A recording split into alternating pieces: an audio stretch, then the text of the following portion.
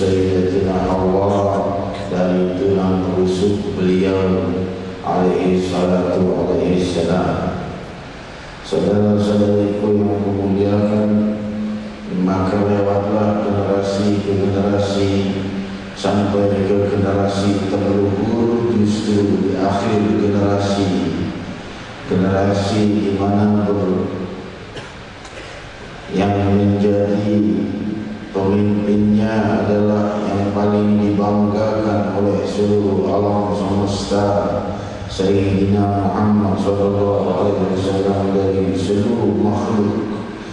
Mereka membanggakan Nabi Muhammad SAW dan mencintai Nabi Muhammad SAW, dan perintah Allah untuk hamba-hambanya di alam semesta, di langit, untuk mencintai orang-orang yang mencintai Allah. Ketika Allah mencintai seorang hamba, riwayat Sahih Bukhari, dalam hadis qudsi, Allah Subhanahu wa taala berfirman kepada Jibril, ya Jibril, fa inni qad ahabba fulan fa'bidhu. Wahai Jibril, aku sudah mencintai fulan, maka cintailah dia. Turunlah Jibril ke langit, dan ia pun memandangkan suara yang menggetarkan dan berwibawa, membawa rahasia kekuatan Sang Maha Berwibawa, didengar oleh seluruh makhluk kecuali jin dan manusia. Wahai penduduk angkasa raya, Allah telah mencintai bulan, maka cintailah dia. Lebih-lebih lagi pengumuman cinta untuk Sayyidina Muhammad.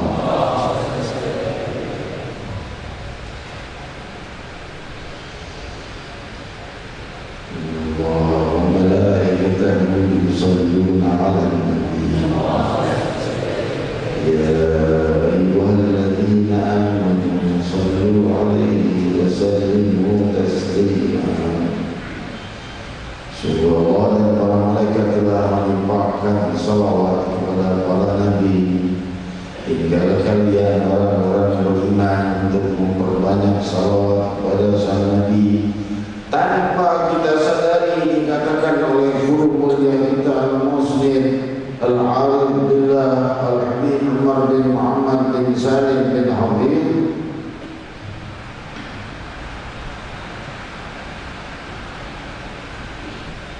bahwa tanpa disadari ayat ini memberi kita keterangan bahwa kita disekelompokkan dengan para malaikat oleh Allah karena bersalawat pada Sayyidina Muhammad.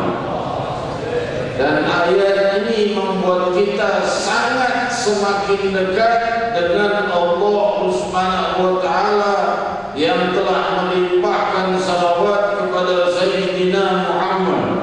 Renungi ucapanku, kau akan menemukan mutiara-mutiara Muhammad Rasulullah di dalam samudera pemikiran kita yang penuh. Ada yang dipenuhi kegelapan, ada yang dipenuhi kesulitan. Renungkanlah bahwa Allah telah berfirman, sungguh Allah dan para malaikat melimpahkan salawat kepada sang Nabi. Tentunya Allah tidak bacalah salawat sebagaimana sudah sering saya katakan. Ini kan pembahasan kita sudah lewat di masalah Allah, kita terjelaskan bahwa Allah Subhanahu wa taala itu melimpahkan rahmat. Kalau para malaikat pun berlupa ajaran yang modern, ya mulai dari awal lagi. Kalau para malaikat, mereka berdoa untuk terangkatnya, semakin terangkatnya derajatnya sang Nabi. Dan kalau dari manusia adalah memohonkan pengampunan bagi dosa Nabi Muhammad SAW, dan yang dimaksud adalah dosa umatnya. Hadirin hadirat yang dimuliakan Allah, maaf berbalik, malaikat salawatnya berupa permohonan pengampunan dosa kepada Allah untuk Nabi Muhammad SAW. Sedangkan manusia kalau salawat kita ini tanpa kita sadari kalau kita bersalawat kita sudah mengakui iman kita dan kita disekelompokkan dengan para malaikat karena Allah berfirman, wahai orang-orang yang beriman, bersalawatlah kalian kepada Nabi. Setelah Allah jelaskan dulu, seperti kita lihat hadis lainnya dalam hadis qudsi lain, panjang kita masih tidak bisa berjalan. Saudara-saudariku yang memuliakan, ada beberapa pengumuman ini yang juga mau disampaikan di akhir mengenai hadis yang kita baca malam Selasa yang lalu.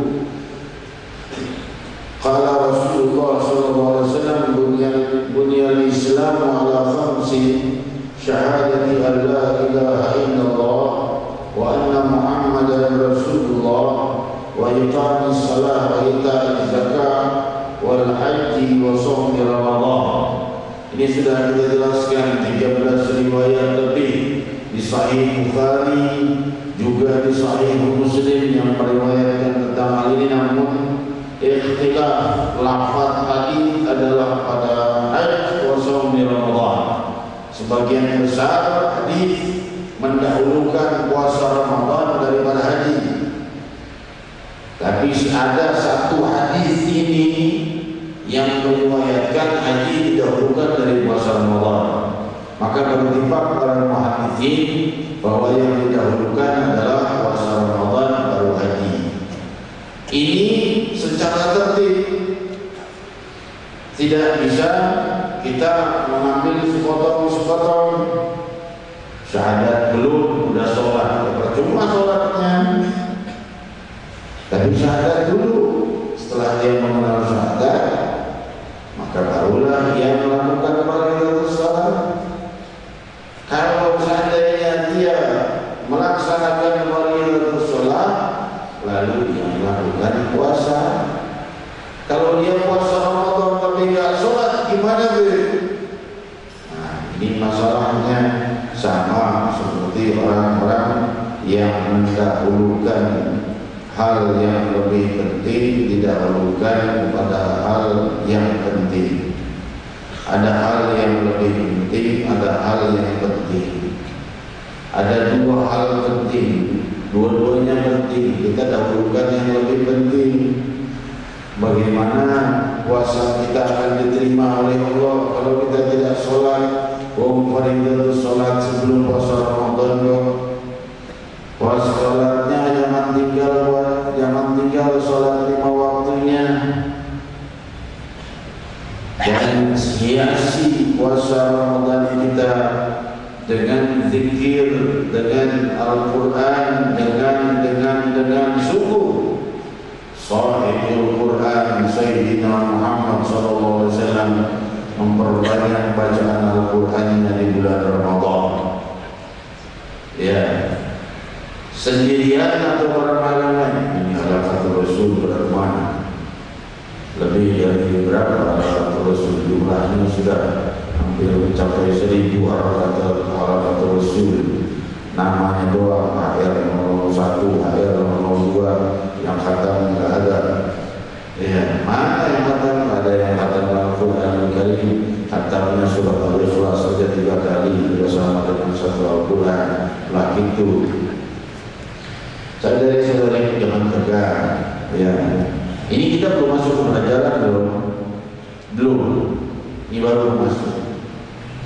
Saudari-saudariku yang memuliakan, sengaja saya malam ini tidak memasukkan hadis baru karena pembahasan kita ini satu persatu belum selesai. Pembahasan rukun Islam belum selesai. Mari ini kita baru membahas rukun Islam saja di dalam kitab Tazkiratul Jami'ah. Yang pertama syahadat belum kita bahas. Bagaimana hadisnya kita berpindah ke hadis yang lain. Ini pertama syahadat la ilaha illallah Muhammadur Rasulullah lalu sholat, lalu zakat. Kita belum bisa merubah hadis, menambah hadis kalau belum selesai mensyarahkannya, ya, kecuali kalau memang syarahnya singkat. Tapi ini syarahnya luas ini segini nih, mungkin bisa 3 bulan atau 4 bulan, ya, ini luas nih. Nah, bahasan kita malam hari ini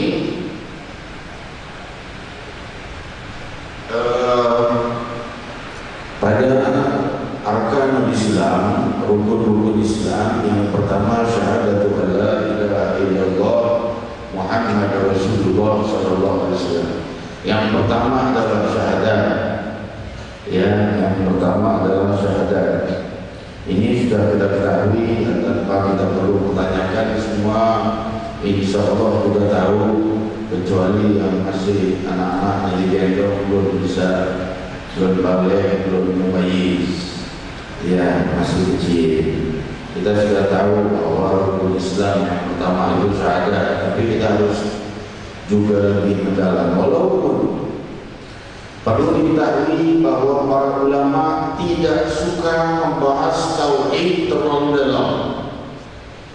Mereka menyebut tauhid adalah ilmu yaum, ilmu sehari, difahami sehari selesai. Kalau seandainya masing-masing mempunyai derajatnya, ya. Kalau yang itu yang paling singkat ilmu adalah ilmu tauhid, paling gampang. Tapi telah bidayah walaysa lahu nihayah.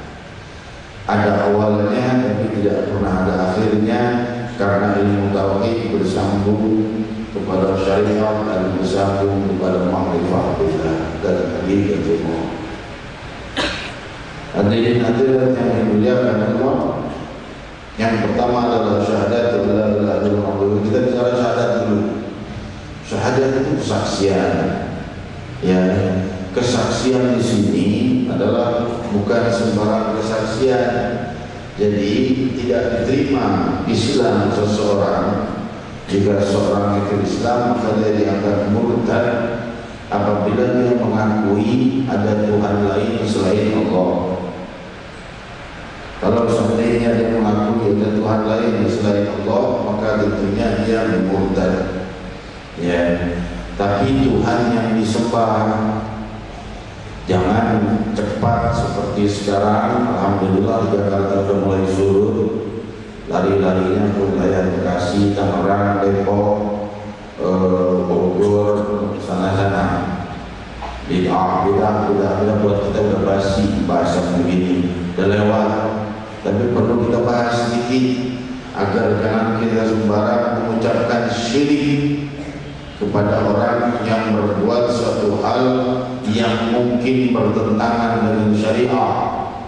Ya, padahal kita mungkin tidak tahu bahwa perbuatan itu justru syariah. Saudara-saudariku yang dimuliakan, seperti mandi 7 sumur, seperti mana saya sampaikan. Orang-orang mandi 7 sumur dibilang syirik itu, dijawab syirik.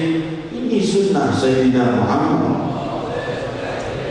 Riwayat Sahih Bukhari, Rasul meminta air dari 7 girbah yang berbeda, 7 girbah.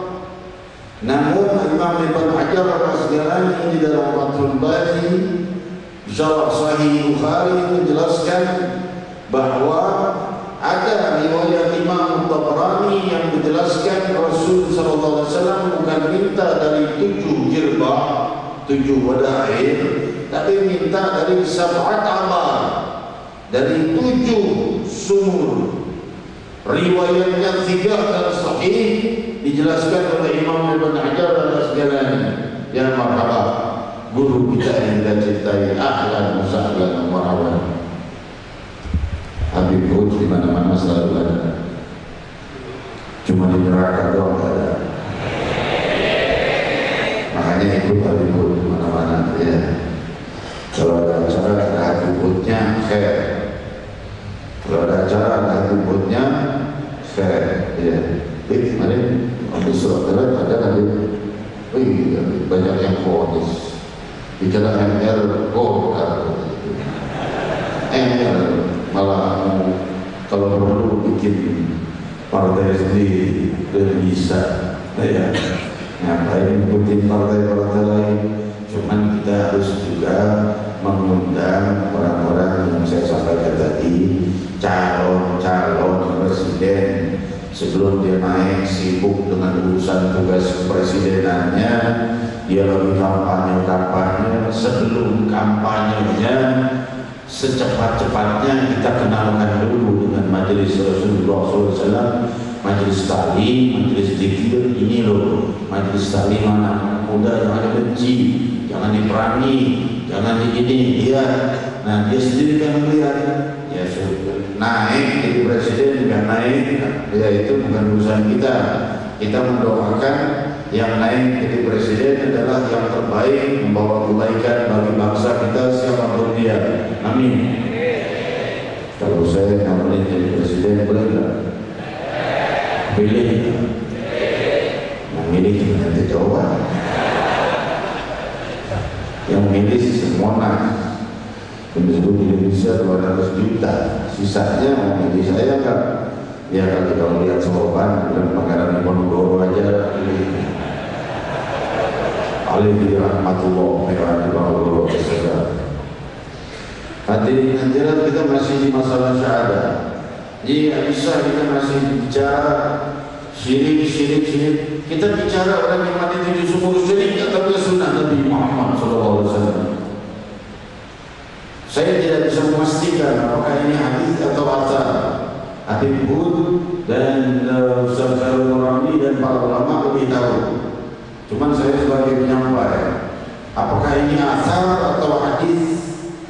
Tetapi sebutannya adalah tidak akan datang hari kiamat kecuali yang sunnah dikatakan bid'ah dan yang bid'ah dikatakan sunnah.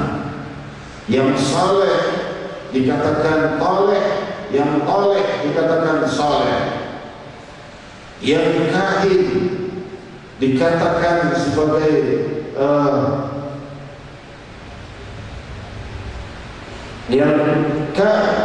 kahin dikatakan sebagai siddiq, dan yang siddiq, ahlu siddiq dikatakan sebagai kahin. Tidak akan datang hari kiamat sebelum orang-orang mengatakan yang sunnah itu bid'ah, yang bid'ah itu justru sunnah. Terbalik tuduhannya. Orang yang soleh dibilang tukang sihir, baca-bacain ayat, ngapain? Itu sunnah Sayyidina Muhammad.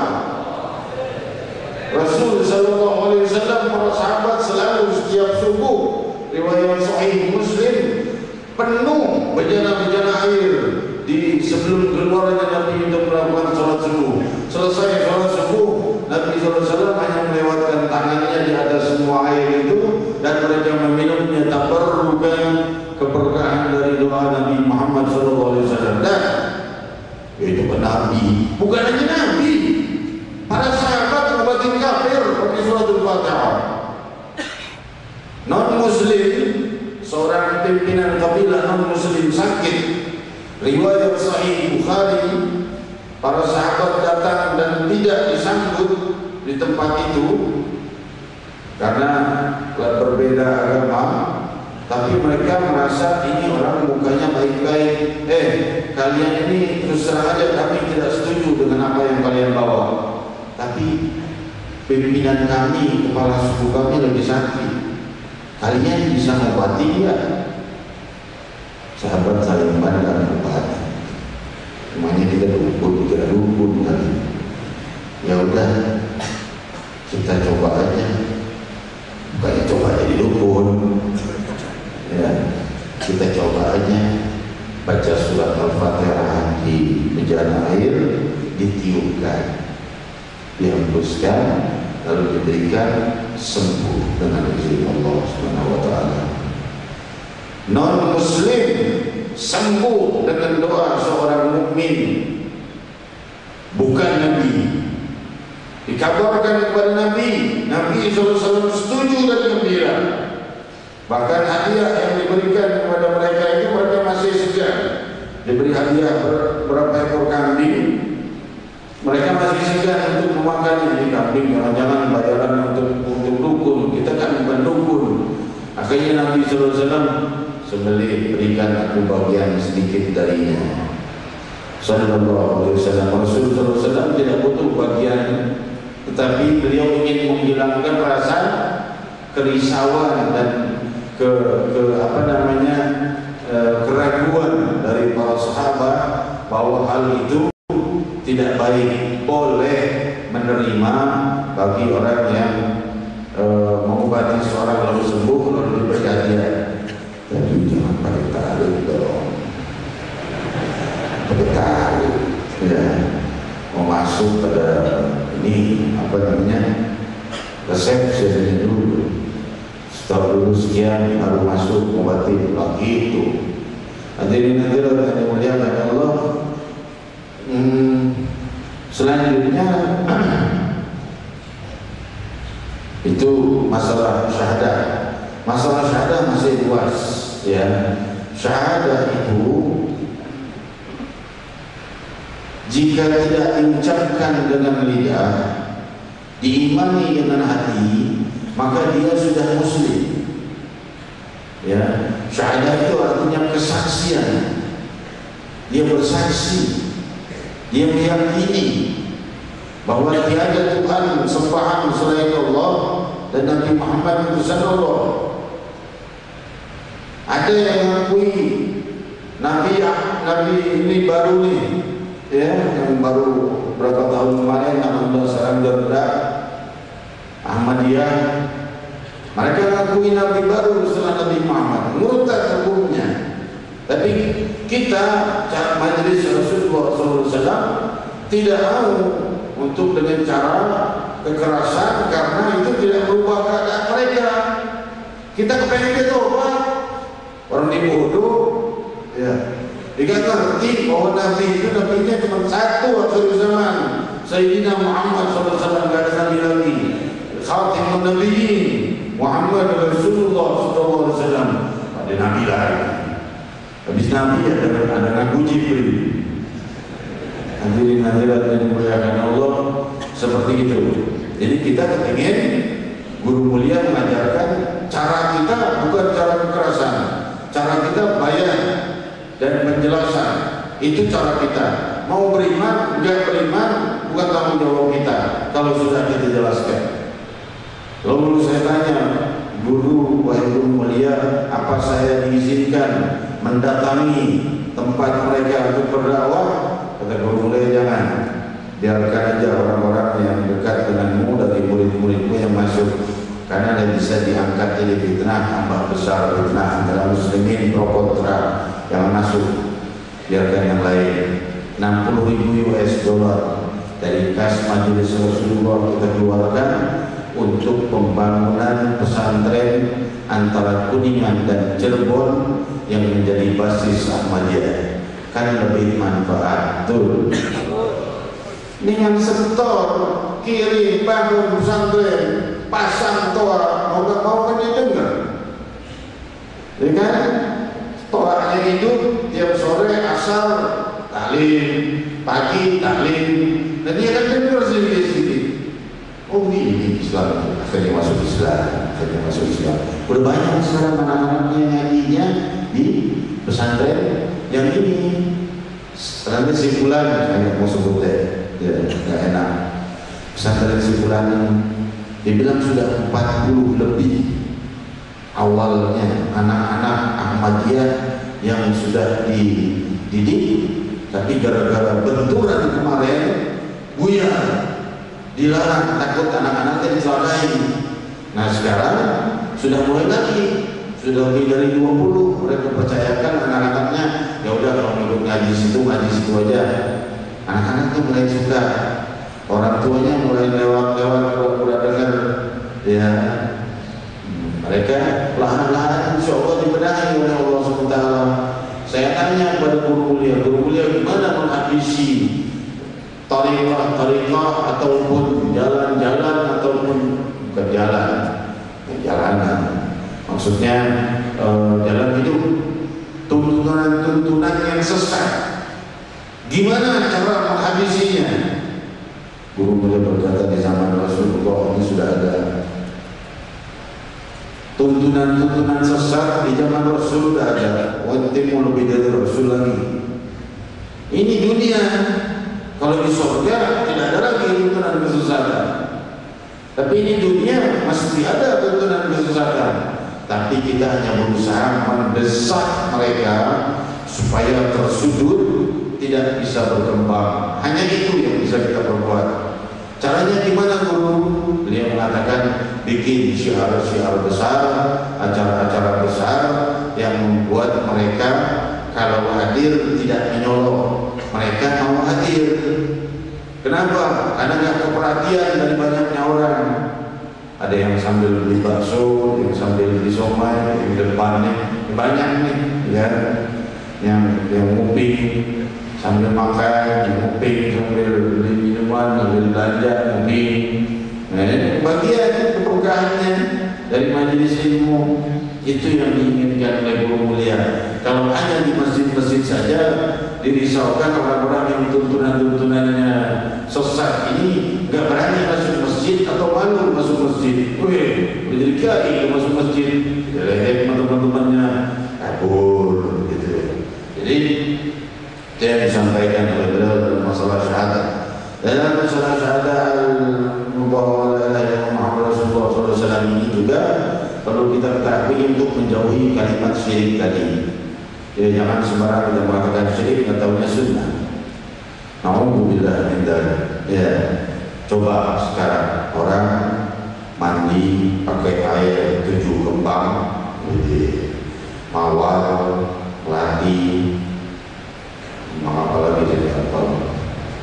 Bukan kembang atau mawar, melati, ya, yang model-model itu macam kembang, mandi, habis mandi, dia pakai pakaiannya, pakai kerisnya, dia rapi-rapi, apa kata orang? Tuh, syirik. Coba lihat orang sebelahnya, mandi pakai sabun Lux atau sabun lainnya, ya kan? Bugil lagi, ya, untuk bugil dia beres-beres, rapi-rapi, taruh pistolnya, dibilang syirik ya? Nggak ada yang bilang syirik. Kenapa? Karena kita pengaruh budaya barat. Ini orang yang pakai keris, orang yang mandi 7 rumah, salahnya apa? Apa dia menyembah selain Allah? Apa dia mengakui Nabi Muhammad bukan utusan Allah? Syahadat adalah kesaksian. Kita ringkas saja, ya. Kesaksian di dalam hati bahwa tiada Tuhan selain Allah dan Nabi Muhammad utusan Allah Subhanahu wa taala. Kesaksian itu yang mesti ada. Mati tidak membawa kesaksian itu su'ul khatimah oleh Allah. Ya, mati wafat dengan membawa kesaksian itu dia akan sampai ke surga walau terlambat sekian puluh ribu tahun pun. Ya, sampai terriwayatkan orang yang terakhir keluar dari neraka itu dikeluarkan oleh Allah Subhanahu wa taala, hanya diangkat saja dari api neraka, dia tidak terbakar neraka, tapi wajahnya masih ada di neraka. Dia berkata, ya Allah, palingkan wajahku dari api neraka. Melihat neraka saja sudah membakar wajahku, hangus wajah hanya melihat apinya saja. Bukan dideketin ini, kalau deketin kan masih masuk neraka berarti. Lu keluar dari neraka, cuma lihat aja, lihat hangus wajah. Palingkan wajahku ke surga ya Allah. Allah tanya, ini riwayat Sahih Bukhari. Kalau seandainya aku palingkan wajahmu ke surga, apa ada permintaan lain? Tidak, ya Allah. La taj'alni ashqaqakum. Jangan kau jadikan aku orang hamba ciptaanmu yang paling hina. Maka Allah Subhanahu wa taala palingkan wajahnya ke surga. Lihat surga. Wih, tadi dia terangkan dengan surga, ya. Betapa indahnya, betapa mulianya, ya. Lantas nggak tahan, minta lagi semua. Ya Allah, dekatkan aku pintu surga. Allah berfirman, kau sudah mengingkari janji. Kau sudah berjanji tadi beberapa waktu yang lalu untuk tidak minta lagi setelah ini. Sekarang kau minta lagi. Kau ingkari janji. Ya Allah, Allahumma la taj'alni ashqal. Wahai Allah, jangan jadikan aku hamba-Mu yang paling hina, yang paling terhinakan. Maka Allah Subhanahu wa taala berfirman, dekatkan dia ke surga. Ada lagi permintaan lain, kalau kau dekatkan ke surga? Tidak, wahai Allah. Sudah 2 janji ya. Dekat ke surga, lihat keluarganya, anaknya, temannya, bapaknya, koncoe, sohibnya, babe, ya, ada babe, ada emak, ya, ada kucing, ada kencang, ada kencong, macam-macam. Pengen masuk surga, pengen bersama mereka. Dia berdiri doang di depan pintu, satpam bukan. Akhirnya ya Allah, masukkan ke surga. Kata Allah, kau sudah mengingkari 2 janji. Sekarang janji yang ketiga, sekarang kau mau minta masuk ke dalam surga. Silakan masuk ke dalam surga dengan rahmatku. Masuk ke dalam surga, sampai di surga malaikat itu pintu penuh. Benar ini hati, bukan bohong. Lu buka tuh, ya. Maka berpenuh kata malaikat, nggak nerima lagi. Udah nggak ada, daftar namanya nggak ada, ya kan? KTP, perlihatkan paspor, nggak ada daftar namanya. Mau masuk dari mana itu? Nggak ada tempat di sini. Balik, ya surga penuh. Balik, ada tempat. Balik lagi, malaikat itu nggak dengar, penuh. Untungnya penuhnya bukan orang yang salah sebut, kan ada tuh orang yang maaf, saya nggak mau sebut orangnya cacatnya apa, tapi kalau bilang penuh, pokoknya dikira 10. Saya pernah dulu punya teman seperti itu, jalan isi bensin, tukang mau bensinnya ngantuk. Saya bilang full, bilangin full. Ini turun, salah seorang murid saya, aduh, tukang bensin isi 10 liter, penuh. Saya bilang, enggak, ini tadi bilangnya 10. Penuh, tuh kan 10. Penuh, saya bilang penuh. Isi 10. Jaga surga dan udah penuh surga, nggak ada tempat sih.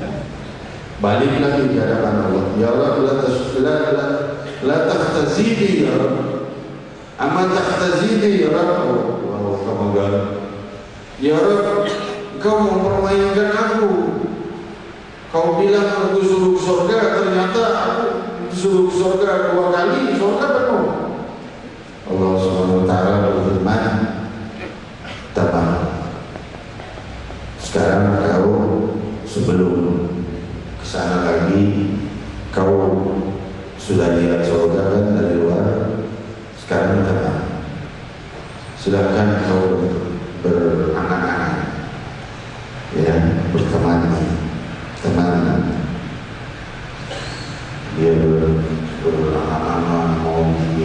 gitu, mau ini, mau gitu, mau ini, mau gitu.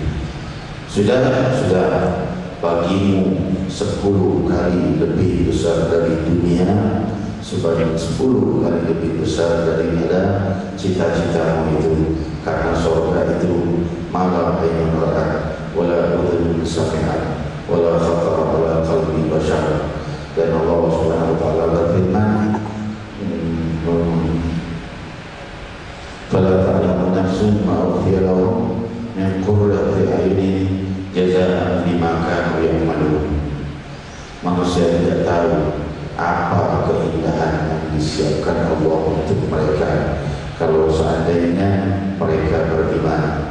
Hadirin hadirat yang dimuliakan Allah, syahadat sebagaimana saya ini nyantai gitu ya, karena tadi mulainya duluan ya, mulai ini cepetan tadi kita agak nyantai kan waktunya. Jam saya kok 9.25 ya, jam masjid 9.35. Yang benar mana? 25. Ini dimajuin mungkin karena untuk satu masjid kali ini. Ini ya. Hadirin hadirat yang dimuliakan, tapi biar nyamannya dimajuin sebetulnya. Hadirin hadirat yang dimuliakan Allah, maaf nih panitia Munawwar bercanda, jangan marah. Ya, cuma relax. Karena kita belajar ilmu harus relax. Kalau kita tegang, kacau, pecah. Ya. Jadi begini, di dalam meyakini tiada Tuhan selain Allah dan Muhammad SAW itu tidak perlu dilamatkan, sudah diakui selamanya oleh Allah, tapi tidak bisa diakui oleh manusia. Hukum syariah di muka bumi tetap mewajibkan lafaz, kecuali bagi orang yang tidak bisa bicara, maka dia menulis atau memberikan isyarat, bahasa isyarat, bahasa apa namanya itu, Morse atau apa namanya, susah sih orang dekat kuliahan begini. Ya, Morse, bukan. Oh bukan, Morse bahasa pramuka.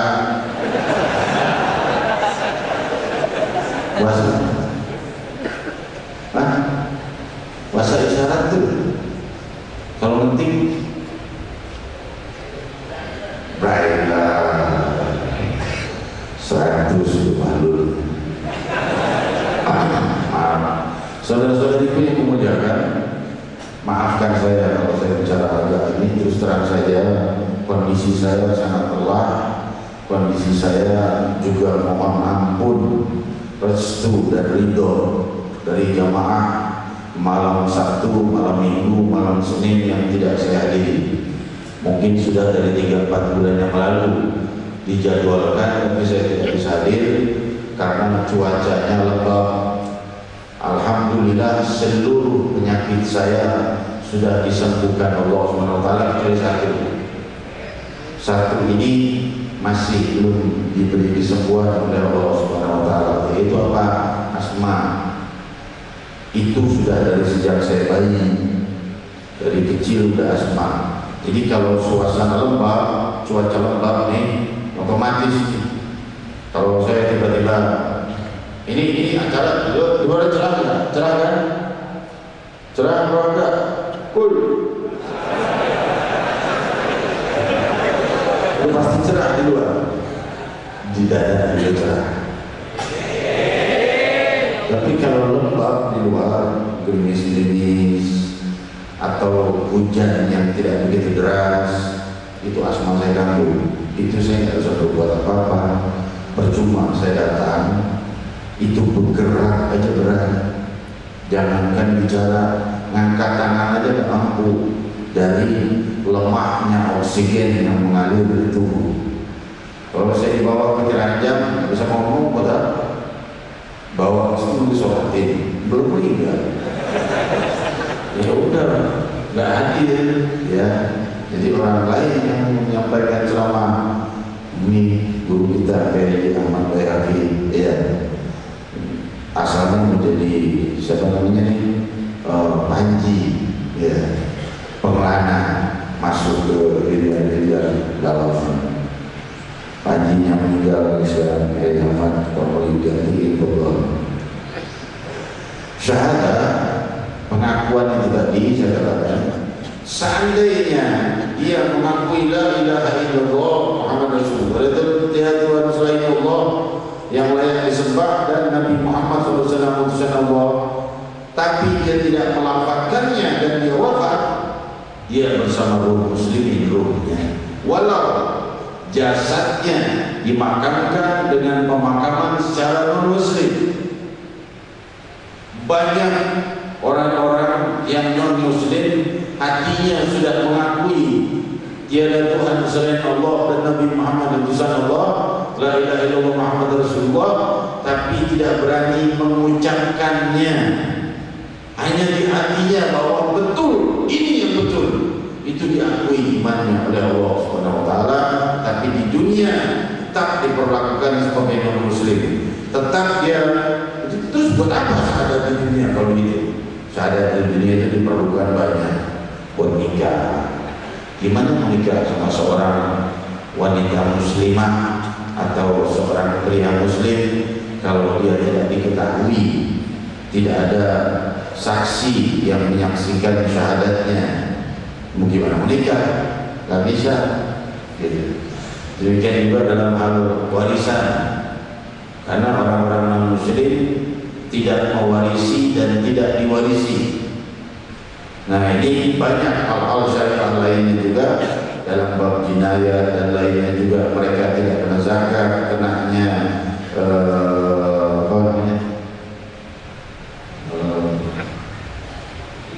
jizyah, ya, kenanya jizyah. Jadi banyak perbedaannya. Jadi harus dilapatkan. Kalau dilapatkan, disaksikan oleh banyak orang. Tapi kalau dia punya masalah ini, satu masalah, dia murtad tapi gak ada yang tahu. Misalnya, alhamdulillah, semoga Allah berkati kita. Tiba-tiba hati kita gak percaya ada Allah. Allah kayaknya apa iya ada. Terus sering itu dimasukkan oleh ahli-ahli ahli strategis, ahli-ahli bahasa, ahli-ahli sastra, ahli-ahli mantik, ya, filosofi. Mereka memasukkan kalimat-kalimat bahasa seperti itu. Apakah Tuhan bisa menciptakan Tuhan? Nah, ayo jawabannya kan bingung. Banyak orang yang bingung. Kalau itu yang tahu, dulu kasih tahu. Kan sudah saya jelaskan pertanyaan, bisakah Tuhan menciptakan Tuhan? Nah, ini kalimat ini gak berusaha ada. Kalimat ini langsung menembus di syahadat. Bahaya. Jadi jawabannya gimana nih kalau Tuhan? Ini pertanyaannya itu sampai menusuk hati saya. Rasul SAW sudah ingatkan dalam Sahih Bukhari, kan iblis itu akan menuntun kalian. Siapa yang menciptakan ini? Tuhan. Siapa yang menciptakan ini? Terakhir dia akan bicara siapa yang menciptakan Tuhan. Tujuannya iblis. Jika kau sampai di situ, maka putus dan mengucapkan a'udzubillahi minasyaitonir rajim. Fasta'id billah minasyaitonir rajim. Jadi berlindunglah dari Allah Subhanahu wa taala. Saya beri jawaban tentang yang tadi. Gimana? Mampu gak Tuhan menciptakan Tuhan? Kalau tidak mampu, berarti Tuhan tidak mampu berbuat segala sesuatu. Tidak ala kulli syai'in qadir. Kalau Tuhan mampu, berarti sangat mungkin diciptakan Tuhan yang baru. Jawabannya kita jawab, pertanyaannya itu salah duluan.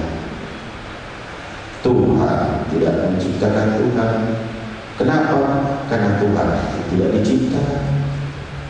Kalau yang dicipta itu makhluk. Kalau Tuhan menciptakan Tuhan satunya, Tuhan yang kedua ini makhluk. Karena dicipta oleh Tuhan yang pertama. Enggak jadi Tuhan, jadi makhluk. Karena dicipta. Tuhan itu mencipta, tidak dicipta. Tapi makhluk dicipta, tidak mencipta. Makhluk tidak bisa mencipta dari tiada, maksud saya. Kalau merangkul dari yang udah ada, dari besi, dari apa, dibikin mobil, itu namanya bukan mencipta. Tapi kalau mencipta dari tiada, itu tidak bisa dilakukan oleh makhluk, itu dilakukan oleh Tuhan. Tapi dicipta itu adalah seluruh makhluk.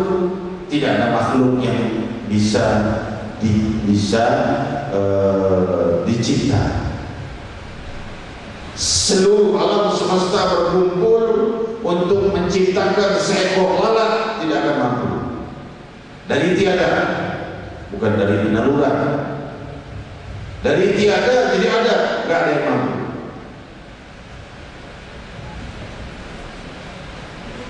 Apa ayatnya? Walau la yakhluqu dzubab walau istama'u bih. Ya. Mereka tidak akan mampu menciptakan seluruh mereka tidak akan bisa berbuat apa-apa, menciptakan seekor lalat pun mereka tidak mampu walau mereka bersatu padu. Seluruh dewa dan Tuhan sembahan selain Allah yang dianggap dewa, nggak ada ya, yang menjadi sembahan selain Allah. Kalau berkumpul, tidak ada yang mampu menciptakan seekor lalat dari tiada. Jadi kalau bicara Tuhan, bisa nggak menciptakan Tuhan? Yang salah lu, ada PA-nya. Karena apa? Karena Tuhan itu tidak dicipta, tapi mencipta. Ya, sama saja. Bisa nggak orang Inggris ngajar bahasa Indonesia?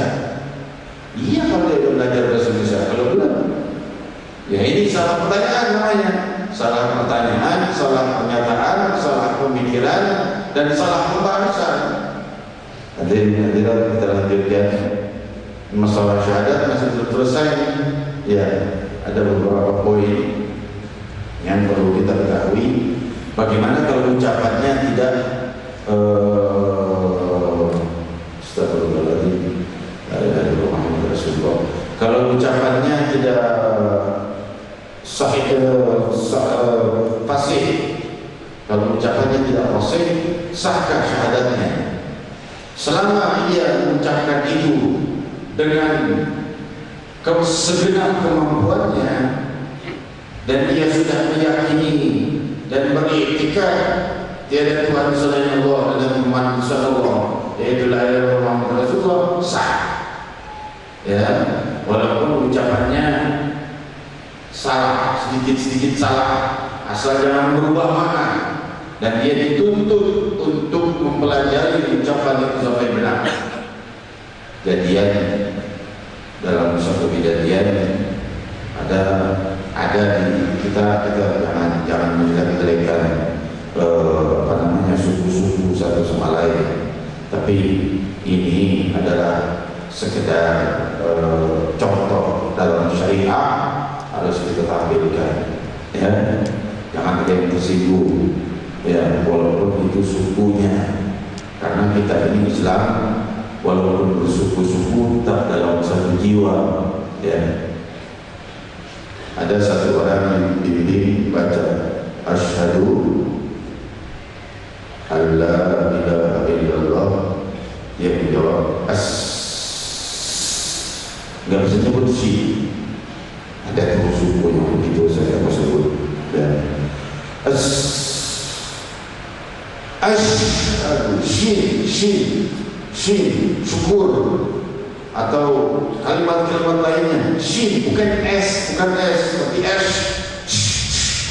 gitu. Masih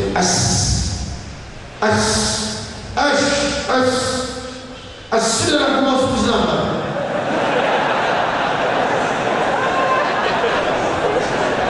Repot amat masuk Islam.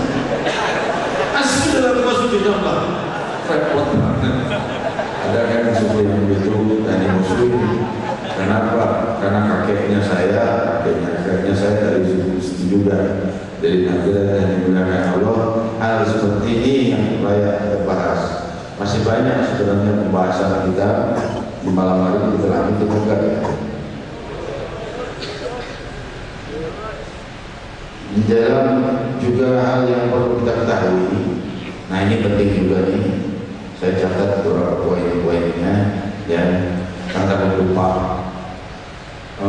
supaya kalau bisa kalimat syahadat ini selesai malam Selasa ini. Malam Selasa depan sudah masuk la ilaha illallah. Itu la ilaha illallah samudera, nggak tahu kita seringkas-ringkasnya tentunya ya. Tapi kan makin kita membahas makin seru kan makin asik ya. Jadi Rasulullah SAW bersabda dari riwayat Sahih Bukhari, kullu maulud wulida ala fitrah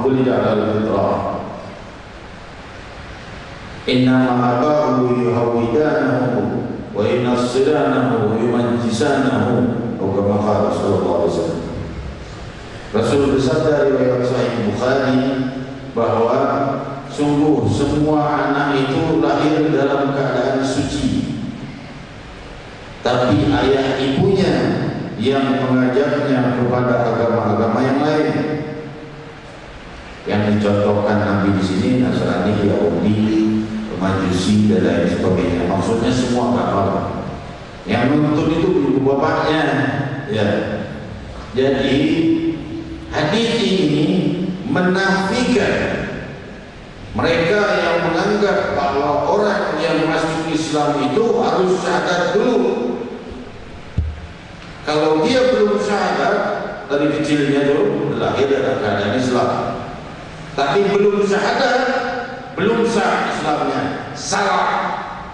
Pendapat itu jelas-jelas batil karena ditentang oleh hadis ini. Ya, karena sudah jelas-jelas namanya yang sudah dari lahirnya itu nggak ada yang lahir non muslim. Semuanya lahir dalam keadaan fitrah suci, kata Rasul. Cuma ayah ibunya yang ngajak ke agama yang lain misalnya kemari. Nah oleh sebab itulah kalau sudah balik dia keluar dari agamanya, agama Islamnya, dituntut untuk kembali kepada Islam gitu. Jadi kalau dari kecilnya sudah lahir dalam keadaan ayah ibunya muslimin, tidak perlu bersyahadat lagi ya. Gak selalu kapan bersyahadat. Para sahabat bersyahadat, coba cari sejarahnya. Kapan Sayyidina Fatimah Zahra bersyahadat kepada Rasulullah? Tidak ada riwayatnya dan tidak ada satu riwayat pun seorang anak sahabat bersyahadat kepada bapaknya atau kepada orang lain. Maka itu jelas tuntunan yang tidak betul ya. Itu beberapa poin-poin yang penting. Poin yang selanjutnya yang juga penting, orang yang murtad tidak wajib mengqadha ibadahnya illal hajj. Demikian dalam mazhab Syafi'i, bahwa orang yang murtad keluar dari Islam, sudah masuk Islam ini muslim, pindah agama, balik lagi dia ke agamanya, kepada Islam, itu seluruh amal pahalanya terhapus dan juga seluruh amal dosanya terhapus. Dia seperti bayi yang baru dilahirkan kalau dia kembali kepada Islam. Jadi kalau namanya bayi yang baru dilahirkan tapi umurnya sudah 35, ya tentunya sudah kena wajib sholat, kena wajib zakat, kena haji, gitu. Kalau sudah terhapus semua berarti kan tinggal hajinya yang harus diqadha. Amal yang lain tidak perlu diqadha, tapi amal haji harus diqadha. Demikian dalam mazhab Syafi'i, di dalam kitab Al-Majmu' oleh Imam Nawawi alaihi rahmatullah dibahas akan hal ini bahwa semua orang yang murtad kalau kembali kepada Islam tidak mengqadha seluruh amal ibadah yang dia tinggalkan, sholatnya berapa tahun dia tidak sholat, zakatnya, puasanya tidak, yang harus dia qadha adalah kalau dia udah pernah pergi haji harus diqadha pergi hajinya. Ya, nanti itu ya, jangan tegar ya. Selanjutnya ini pembahasan yang tadi kita bahas, orang yang murtad wajib syahadat jika tersebar murtadnya pada orang. Jadi kita ini naudzubillah, jangan kita, orang lain, ada orang lain yang kayaknya benar apa Allah itu ada, benar apa Nabi Muhammad itu tuntunannya benar, dia murtad itu. Nah dia wajib bersyahadat tapi tidak perlu didengar orang lain, di depan orang lain, kecuali kalau seandainya dia mengucapkan itu didengar orang lain, maka dia harus bersyahadat pada di hadapan minimal 2 saksi. Ini yang hadir malam hari dilaporkan 50.000 muslimin muslimat, semoga dalam rahmat dan keberkahan Allah Subhanahu wa taala. Lanjut apa enggak? Lanjut lagi ya. Jadi kalau sudah tersebar murtadnya kepada orang lain bahwa dia tidak mengaku atau dia mengaku Jibril atau dia mengaku Nabi atau apa, sudah tersebar ke orang-orang, maka dia harus mengulangi syahadatnya di hadapan orang-orang Islam supaya disaksikan oleh para saksi, betul aku menyaksikan dia masuk Islam gitu.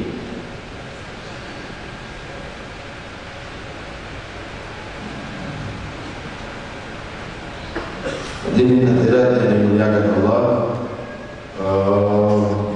ada satu kisah lucu, tapi ini ilmu perlu kita ketahui ya. Ini ilmu yang perlu kita ketahui ya. Apa kisahnya begini? Dia ada seorang Badui di zaman Khalifah Harun al-Rashid. Badui itu orang dusun ya.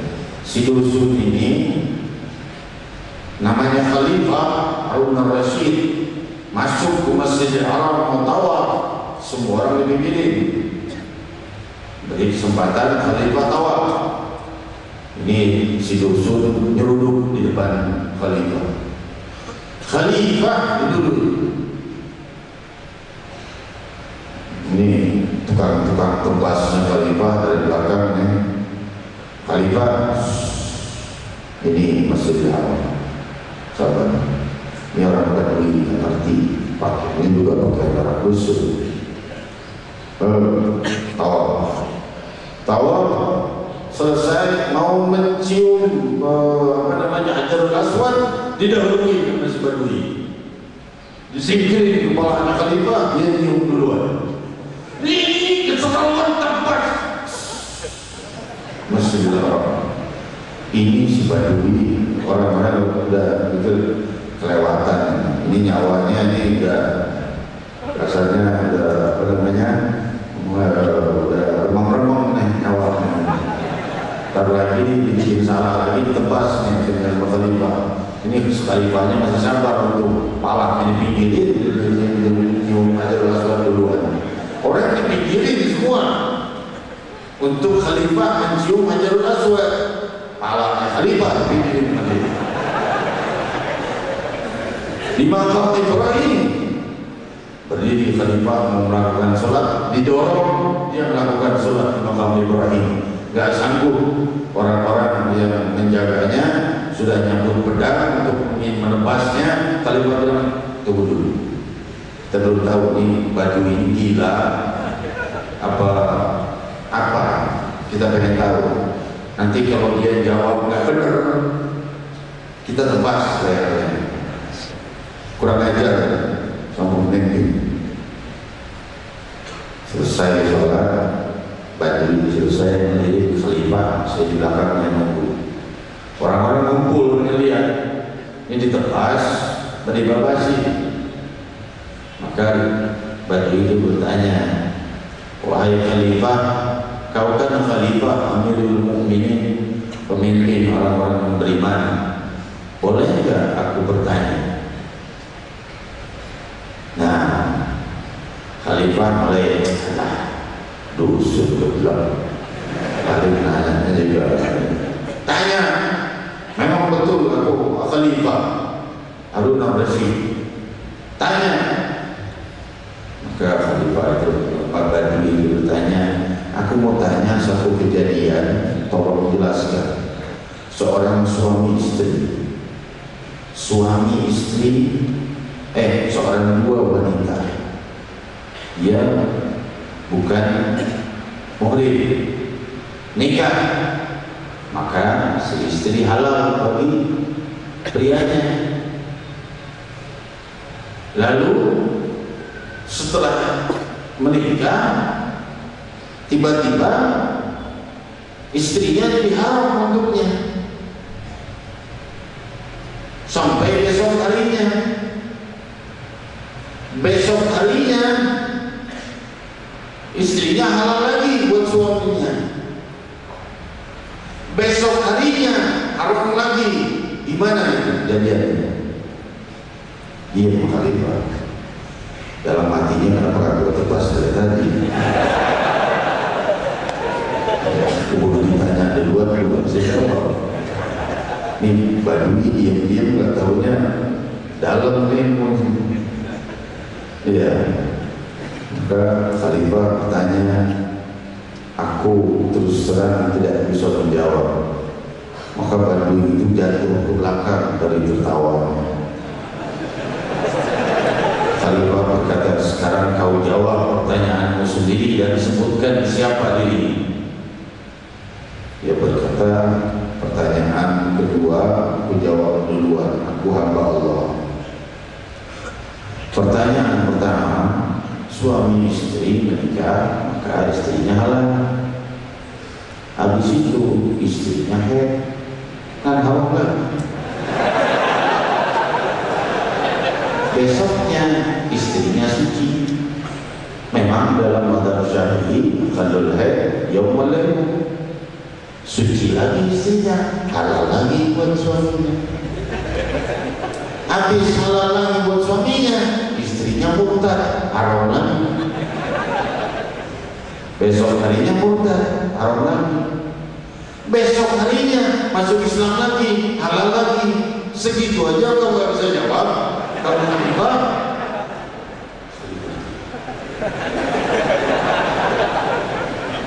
Sekarang aku mau bertanya, siapa nama yang diberikan oleh ayah ibumu padamu, bukan nama yang kau sebut tadi. Siapa namamu?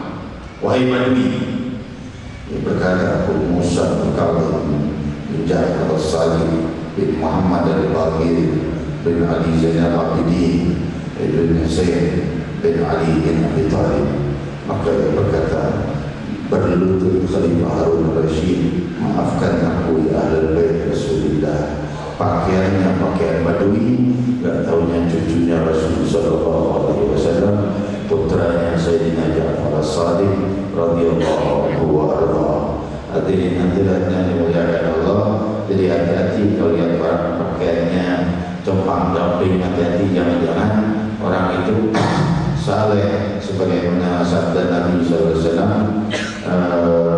kam min madfu'un bil abwab wa rubba madfu'un rubba al-ash'asta wa akbar madfu'un bil abwab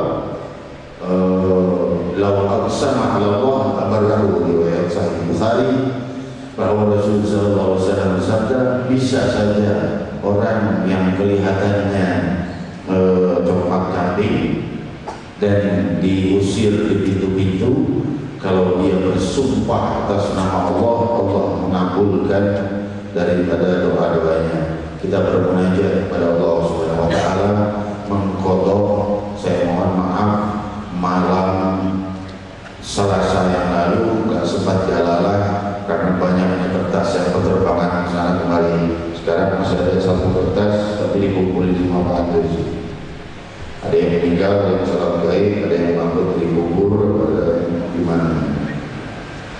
Pengumuman yang disampaikan. Oh iya, ada dua hal Yang pertama acara tahnik ini kalau mahal kiam kan sudah ada yang tahnik. Ini lucu sebenarnya. Ya, ini saya sendiri yang minta. Tolong kalau ada yang mau tahnik, kontak dulu, kontak person Ustaz Syukron atau Ustaz Qalbi atau saudari Aisyah dan Matul Nisa, kasih konfirmasi dulu sebelum majelis bahwa nanti mahal qiyam ada yang mau tahnik. Kenapa? Jawabannya singkat, orang repot tahnik aja harus makin ngabarin. Bukan begitu kalau akan nikah, emang apa aja mau ngambil waktu khutbah tahnik itu harus ngabarin. Bukan begitu. Saya kadang-kadang kalau tenggorokan lagi kering atau tenggorokan lagi gak enak, suka makan permen pedas. Itu boleh-boleh saja selama kita tidak bermaksudkan untuk makan, tapi bermaksudkan untuk makan obat. Karena ini obat kadang-kadang sekarang lagi ya, kadang-kadang suka makan permen pedas. Nah itu kesian bayinya kalau tahnik. Saya berapa kali tuh permen pedas masukin madu, masukin ke mulut bayinya pedas. Makanya kabarin dulu kalau tahnik. Saya sudah marah sama kontak person. Kenapa gak kabarin? Saya lagi makan permen pedas ini. Kesian bayinya. Cepat-cepat mukanya itu pedas. Madu dicampur sama apa namanya permen pedas. Jadi kasih tahu dulu. Jadi saya tidak makan permen pedas, saya taruh dulu. Ada yang tahnik malam begitu doang kecil. Tapi kan kesian bayinya. Kita nggak mau balik mau bayinya.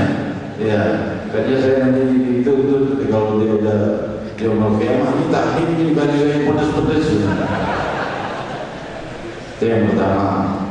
Yang kedua, ingat ya, cara tahnik saya nggak mau tahnik kecuali ada pemberitahuan dari kontak person. Yang kedua, acara malam nisfu Sya'ban tanggal 23 Juni 2013 malam Senin ini kita tidak melakukannya di Monas. Acara di Monas dibatalkan. Kita melakukannya di tempat yang agak sedikit jauh, bukan agak sedikit, jauh lebih sedikit kalau dari Monas, tapi cukup besar lapangannya di markas pusat Majelis Rasulullah Sallallahu Alaihi Wasallam belakang Masjid Hasanuddin. Ya, nah itu ada lapangan. Nah kita bikin di situ nanti ada pool-poolnya gampang. Ya, jadi kita bikin acara malam nisfu Sya'ban di situ, nggak bikin di Monas. Banyak sebab.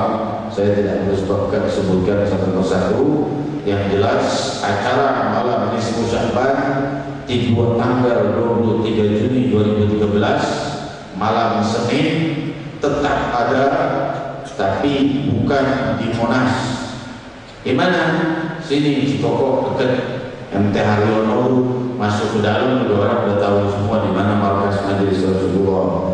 Ya, kontrak aja udah tahu, udah dibeli. Fa'budu jami'an ya Allah.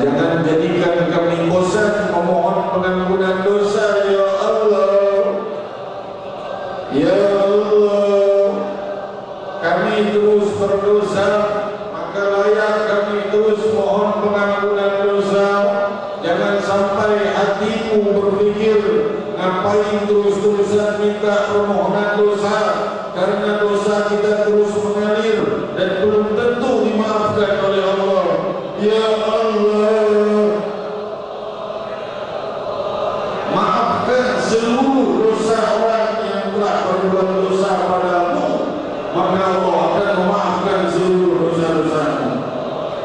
Ya Allah, Allah akan malu tidak memaafkanmu jika kau bersifat pemaaf. Ya Allah, ya Allah, jika melihat aib orang lain, dosa orang lain, ingat barangkali kau pernah berbuat dosa yang lebih besar dari itu, atau ingat barangkali Allah sudah ampuni dosa orang itu yang besar, tapi belum mengampuni dosa yang lebih. Ya Allah, ya Allah, ya Allah, ya Allah.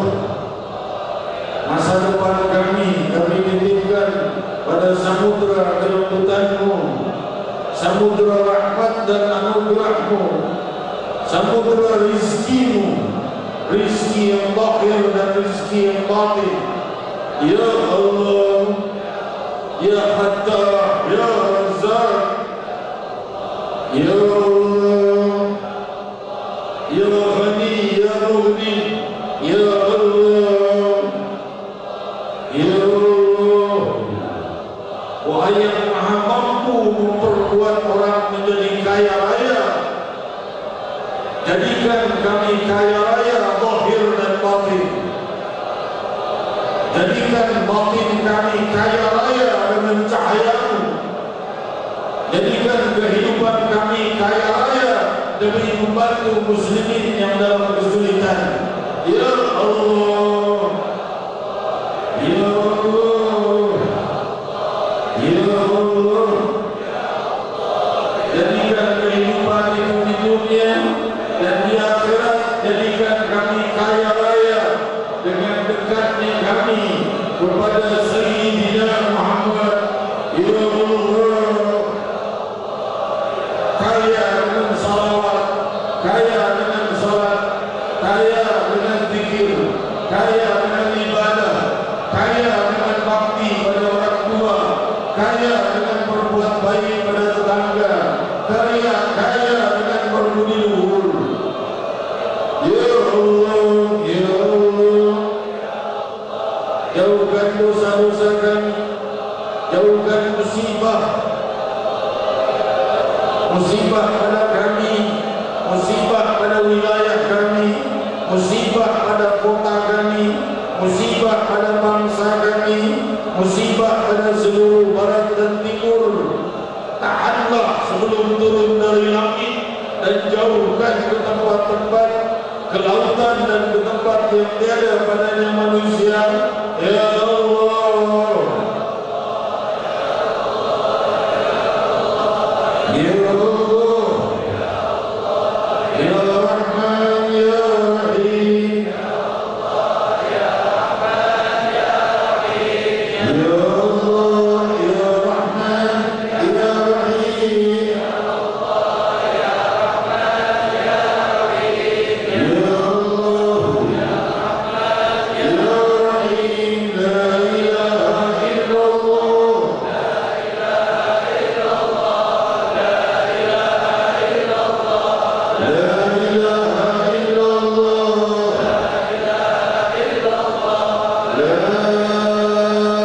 al-azimul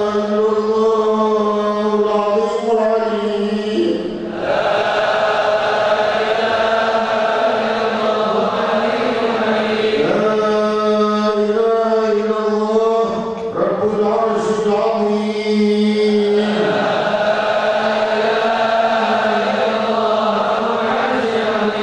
La ilaha illallah, Rabbus samawati wa Rabbul ardi wa Rabbul Arsyil Karim.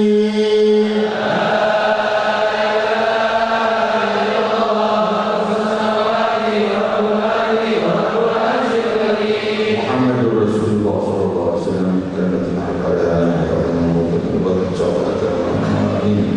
malam ini tidak ada sholatul ghaib, tidak ada yang nikah, tidak ada yang masuk Islam, tidak ada yang tahnik, tapi insya Allah keberkahannya selalu kita dapatkan. sebelum salam kepada Rasul Sallallahu Alaihi Wasallam, saya ingin menyampaikan satu hal tapi lupa, jadi malam Selasa depan aja dan lupa yang mau saya sampaikan.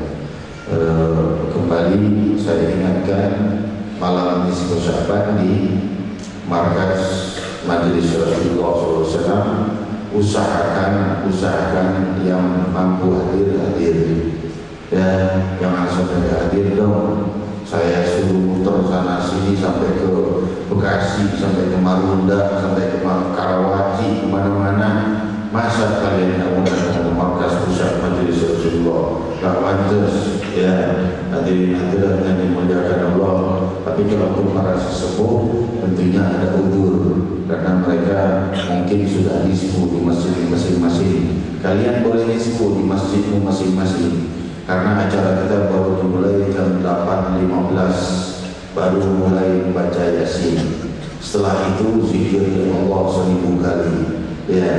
Malam nisfu Sya'ban, Rasul Sallallahu Alaihi Wasallam berziarah di malam nisfu Sya'ban dan berdoa dan terakhir bersujud, sehingga Sayyidatina Aisyah melihat Rasul Sallallahu Alaihi Wasallam tidak ada di sebelahnya, keluar lihat Rasul kemana, lihat Rasul Sallallahu Alaihi Wasallam sujud. Dia riwayat Sahih Ibn Hibban. Maka di saat itu lama sekali sujudnya Rasul Sallallahu Alaihi Wasallam. Sayyidatina Aisyah menyentuhnya, Rasul langsung berangkat dari sujud, lalu bersalam. Kata Rasulullah, kenapa wahai Aisyah?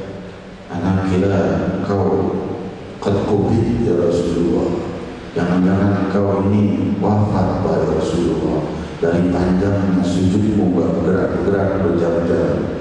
Rasul berkata, amma tadri ma'ani laila, tahukah kau malam ini malam nisfu Sya'ban, yaitu malam di mana Allah menentukan rizki dan musibah bagi umatku sampai tahun nisfu Sya'ban yang akan datang. Di saat itu layak kita berdoa, apalagi Nabi Allah 1000 kali, tambah Yasin 3 kali. Semoga dalam setahun ini kita selalu diberi keberkahan, kemudahan, kemudahan, kesucian dan lainnya. Hadirin hadirat yang dimuliakan Allah, demikian. Lalu jadi mulainya jam 8.15 ya, bukan pada maghrib, jam 8.15. Kenapa masjid-masjid lain pada maghrib, kita bikin jam 8.15 karena banyak yang datang dari jauh juga, jamaah majelis kasihanan kebagian, dan juga di luar Batam bacanya pada maghrib selalu Quran. Oh bukan di luar Batam, lain lagi usul Quran, lupa itu Om Badar. Nanti Om Badar kita bikin di Monas ya. Izin dari Monas sudah keluar, cuma karena satu hal kita tidak mampu membuat acara di Monas untuk kesempatan ini. Jadi insyaallah Om Badar kita di Monas. Ini sudah saya sampaikan sama guru mulia Muslimin Allah Alhamdulillah Habibullah bin Habib. Demikian hadirin hadirat, kita bersalam kepada Rasul Sallallahu Alaihi Wasallam. Saya mohon maaf kalau kepanjangan bicara. Habis kemarin bilang dikit banget diturun, dikit banget udah kabur ya, sekarang panjang-panjang lebar Google sendiri ya. Salam. Habis itu doa untuk oleh guru kita yang kita cintai, Al-Habib bin Muhammad Bagir Al-Bakros yang hadir malam ini sudah sangat diharapkan, mau di awal, mau di tengah, mau di akhir, asal jangan sampai pas itu bubar apa enggak.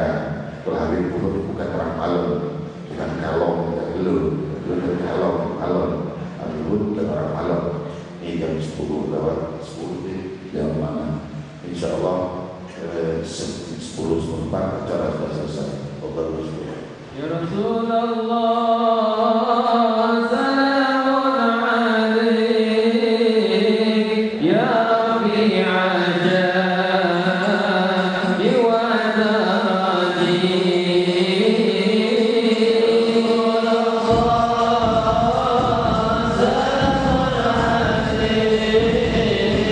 Ya Rabbi